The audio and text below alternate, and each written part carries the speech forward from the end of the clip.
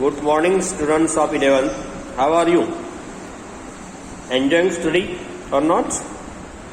નવા સબ્જેક્ટ્સ અને નવો એક્સપિરિયન્સ હશે તમારા માટે. એન્જોય કરજો.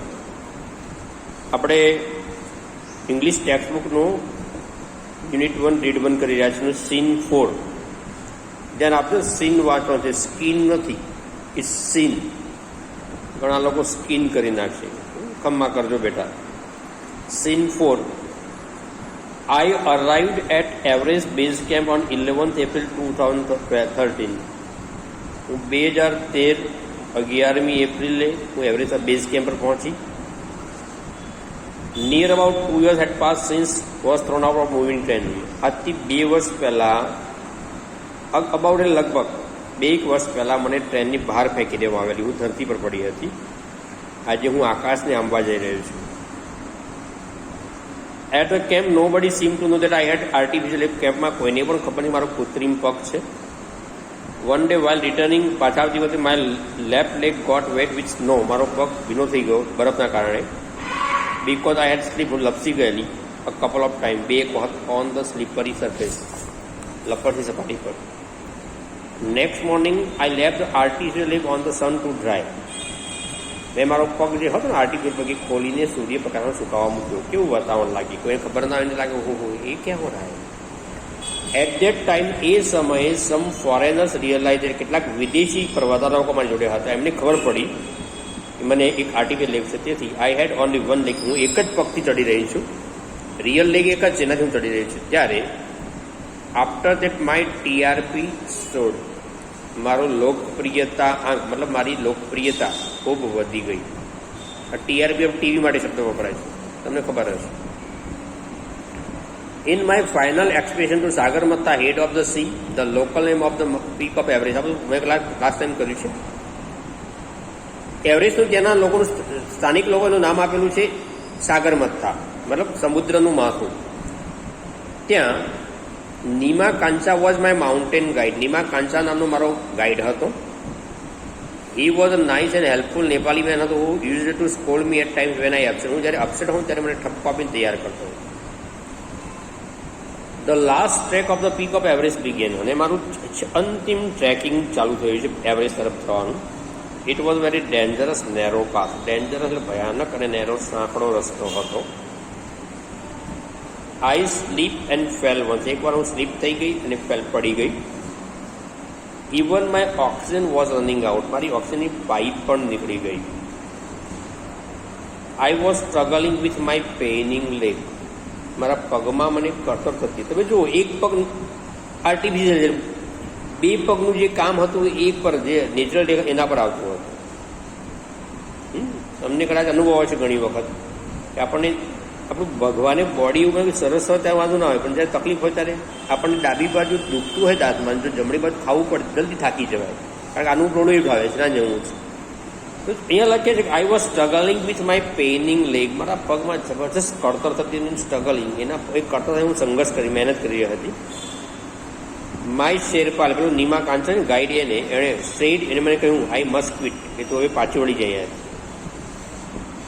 But I knew there was no going back. પણ મને ખબર છે કે જીવનમાં આપણે અમુક એવા સ્ટેજે પહોંચી ગયા હોય છે ત્યાંથી નો રિટર્ન પોઈન્ટ હોય, ત્યાંથી પાછા વળી શકાતો ને, પાછા વળી મૂર્ખાઈ કહેવાય આટલી પહોંચ્યા પછી. I knew that there was no going back. I push forward to, હું આગળ વધતી રહી.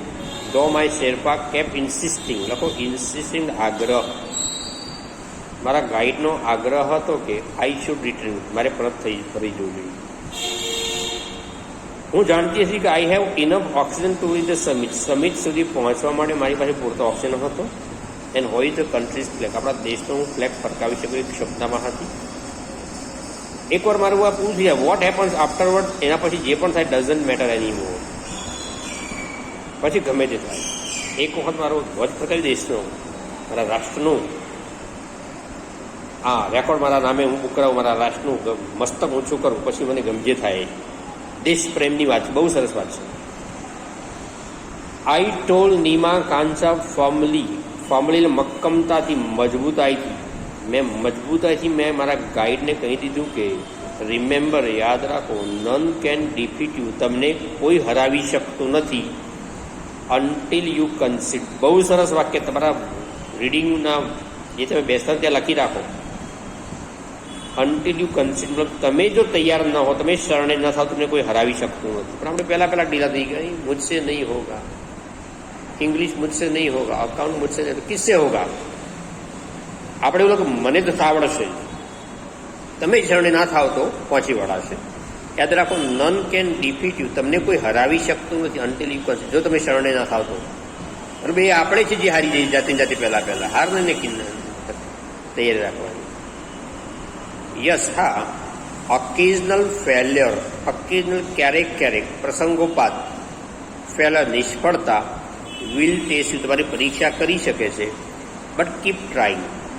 આ દુનિયામાં એક પણ વ્યક્તિ બનાવો જે નિષ્ફળ ના થયો હોય. હા, એક વ્યક્તિ કરો જે નિષ્ફળ નથી થયો હોય. કોણ? જેને કશું કર્યું જ ના હોય. જે વ્યક્તિ કોઈ જ કામ ના કરે નિષ્ફળ થાય. ધ્યાન આપજો, નિષ્ફળ કોણ થાય? જે પ્રયત્ન કરે. નિષ્ફળ કોણ ના થાય? આજ સુધી એવો કોઈ વ્યક્તિ સર્વાંગ સંપૂર્ણ થયો જેનાથી ભૂલ ના થતી હોય. ચાલો એટલે ડરવાનું નહીં, નિષ્ફળતાઓથી ડરવાનું નહીં, એમાંથી શીખીને આપણે આગળ વધવાનું છે. સમ ડોર્સ ઓફ ઓપોર્ચ્યુનિટી લખો, તક, ચાન્સ, તકના દરવાજા વિલ સર્ટનલી ઓપન, ચોક્કસ ખુલશે.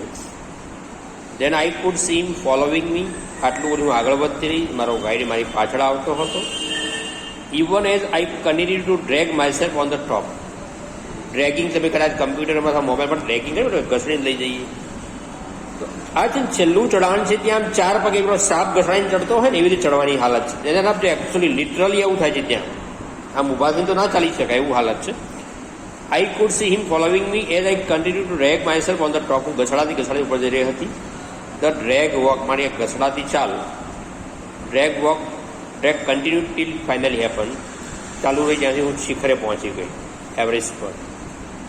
ઉપર જઈને મેં જોયું તો the top was a small 20x20 ice ટેબલની જગ્યા જેવું મેદાન છે. બહુ મોટું મેદાન નથી, 20x20.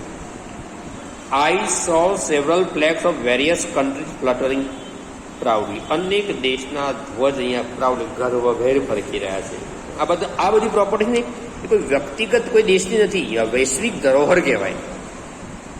આના પર દરેક દેશનો હક બને છે. એટલે દરેક દેશના માઉન્ટેનિયર જે હક અહીંયા આવે છે એમના પોતાના રાષ્ટ્રધ્વજ ફરકાવ્યા છે.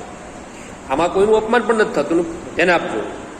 અને બીજું, આ વહેંચવાથી આનંદ વધે છે. તમામ દેશના ધ્વજ અહીંયા ફરકી રહ્યા છે. અનેક દેશના ધ્વજ, જે દેશના માઉન્ટેનિયર હિંમત કરી એમના ધ્વજ ફરકી રહ્યા છે. I had lived this moment so many times in my mind. આ ક્ષણ હું મારા મગજમાં એટલી વખત વિચારી ગઈ છું, જીવી ગઈ છું કે I did not have to be told that, મારે કહેવું પડ્યું હતું ફાઇનલી આઈ હેડ અરાઇવ્ડ. અનેક વખત હું પગ કપાયા પછી જ્યારે મારા જીજાજીએ મને કહ્યું, ત્યારથી મારા મગજમાં અનેક વખત હું જ્યારે એવરેસ્ટ પર ગયું છે એવું અનુભવ કર્યો છે. અને એ જે જીજીવિષા છે ને અહીંયા લઈ આવ્યા છોકરીને. આઈ હેડ ફાઇનલ એર, હું પહોંચી ગઈ. ક્યારે? અંડરલાઇન કરો, એટ 12:55 AM ઓન 21 મે, 21મી મે 10:55, 2013. I was on the top of the world, વિશ્વના સર્વોચ્ચ શિખરે ઉભી. તમે જુઓ કોન્ટ્રાડિક્શન, જીવનનો હિંમત. 2 વર્ષ પહેલાં દોડતી ટ્રેનમાંથી બહાર ફેંકાય, એટલું નહીં, બીજી ટ્રેન સાથે ટકરાઈ, અહીંયા ટકરાઈ, પગ કપાઈ ગયો. અને માત્ર લગભગ 2 કે 1 વર્ષના ખાડામાં પોતે એવરેસ્ટ પર ઊભી છે. સલામ છે આ વ્યક્તિત્વને, આ મનોબળને, આ હિંમતને. આઈ ફેલ લાઈક ડાન્સિંગ. હવે તમે જો એવી ક્ષણ આવે છે જે માણસને કયા શબ્દોમાં વ્યક્ત કરવું નથી ખબર પડતી. એટલે અહીંયા લખ્યું, I felt dancing, crying and laughing at the same time.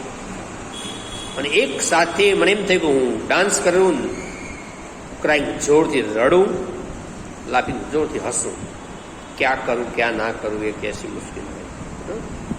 લાગણીનો overflow થાય ને જ્યારે આવું થતું હોય છે. તમે જોયું હશે હમણાં હવે ઓલિમ્પિક્સ રમતોત્સવ છે જાપાનમાં, તમે જોયું ટોક્યોમાં, જોવા જેવું હશે. અને એમાં જે ખેલાડીઓ હોય છે એ વિનર બને ત્યારે રડતા હોય છે. કેમ? તો ઇમોશન કંટ્રોલ ન થાય, ઓવરફ્લો થાય. ખુશીના આંસુ છે, દુઃખના આંસુ નથી. અહીંયા અરુણિમા કહે છે, મને ડાન્સિંગ, ક્રાઇંગ ને લાફિંગની ઈચ્છા થઈ ગઈ. My mind was kaleidoscope of emotion. મારા મગજમાં ઇમોશનની કેલિડોસ્કોપ. હવે આ એક રમકડું આવે છે બાળકો માટે, સાયન્સનું એક ઇન્સ્ટ્રુમેન્ટ પણ છે, કેલિડોસ્કોપ. શું થશે કેલિડોસ્કોપ યાદ કરજો. આપણે ગોળ ગોળ એ 3 કાચ હોય અપારદર્શક જેના રિફ્લેક્શન પડતા હોય, અંદર બેંગલના કાચના ટુકડા નાખેલા હોય. તમે ગોળ ગોળ ફેરવો ડિઝાઇન બનતી જાય, નવી ડિઝાઇન બનતી જાય. કેલિડોસ્કોપ ઓફ ઇમોશન, આવું મારા મગજે ફીલ થઈ રહ્યું છે.